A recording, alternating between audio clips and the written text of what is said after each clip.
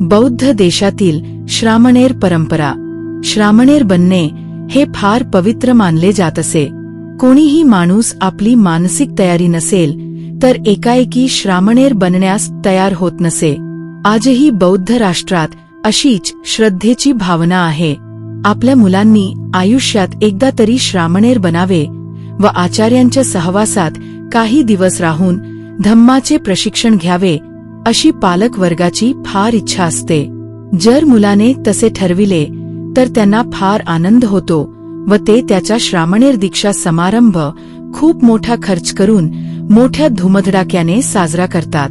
अनेकदा अशा मुलांची दीक्षेपूर्वी हत्तीवरून मिरवणूक काढली जाते. विहाराला भरपूर दान दिले जाते. कमीत कमी 3 महिने तरी मुलाने श्रामणेर म्हणून राहावे अशी तेथे प्रथा आहे. गमतीसाठी, देखाव्यासाठी किंवा मिरविण्यासाठी म्हणून कोणीही थोड्या दिवसांसाठी श्रामणेर बनत नाहीत. धम्मरॅलीच्या नावाने मिरवत लोकांना धम्माच्या नावाखाली इतर काही उपदेश करीत बसत नाहीत. असे प्रकार करणे म्हणजे धम्म परंपरेचे विडंबन होय. बौद्ध देशातील लोक फार श्रद्धेने व धम्म परंपरेचे पावित्र्याने पालन करण्याच्या भावनेने श्रामणेर बनतात. ब्रह्मदेशातही असेच आहे. तेथे श्रामणेराला शिंब्यू असे म्हणतात. थाईलंडमध्ये तर कोणी मुलगा जर तरुणपणात श्रामणेर बनला नसेल तर त्याला लग्नाचे वेळी कोणी मुलगी देत नाहीत.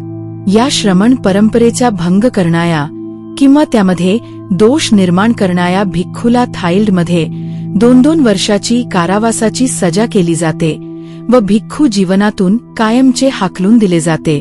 वर्षावासाच्या काळात 3 महिने श्रामणेर बनून विहारात राहण्यासाठी तेथील सरकारी कर्मचाऱ्यांना भर पगारी सुट्टी मिळत असते. उपोत्सवाच्या व इतर सणावारांच्या दिवशी विहारात खास प्रशिक्षण देण्याचे व साधना सरावाच्या मार्गदर्शनाचे कार्य केले जाते. दररोज सकाळी व संध्याकाळी भिक्खूवर्ग सुत्त पठण करून साधना करीत असतो. त्यात जिज्ञासू उपासक वर्गसुद्धा सहभागी होत असतो.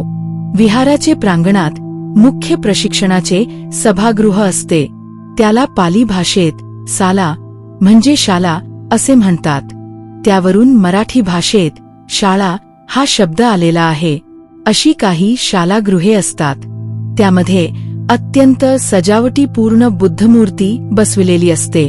भिक्खूंना बसण्यासाठी त्यापुढे किंवा उजव्या बाजूच्या भिंतीलगत चांगला रुंद चौथरा बांधलेला असतो. बुद्धमूर्ती पुढे मेणबत्ती व अगरबत्ती लावल्या जातात. त्रिवार पंचांग प्रणाम केला जातो. हे सर्व आदरसूचक असते. बुद्धाची प्रार्थना केली जात नाही तर वंदना केली जाते व त्यांच्या शिकवणीचे सूत्रपठण जाते.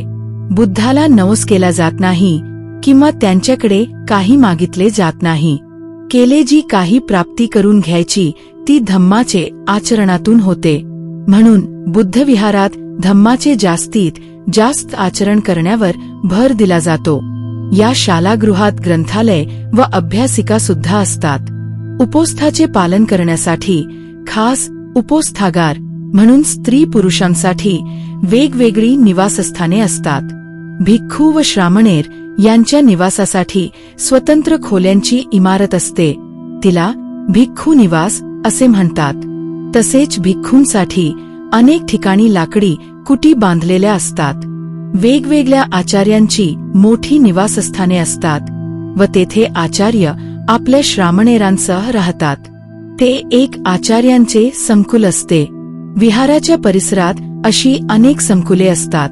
मुलांच्या धम्मपाठशालेसाठी कधी कधी स्वतंत्र इमारत बांधलेली असते. भिक्खुकुटीच्या जवळपास सुमारे 20 ते 30 फुटांचे मातीचे फुटपाथ असतात. ते चंक्रमण करण्यासाठी म्हणजे चलत ध्यान साधना वॉकिंग मेडिटेशन करण्यासाठी वापरले जातात. बाबासाहेबांनाही अशाच प्रकारच्या बौद्ध संस्कृतीचे पुनर्जीवन करायचे होते. ह्या बौद्ध राष्ट्रांकडून आपण काही आदर्श घेऊन आपल्या देशातही अशी संस्कृती राबविण्यासाठी प्रयत्न करायला हवे.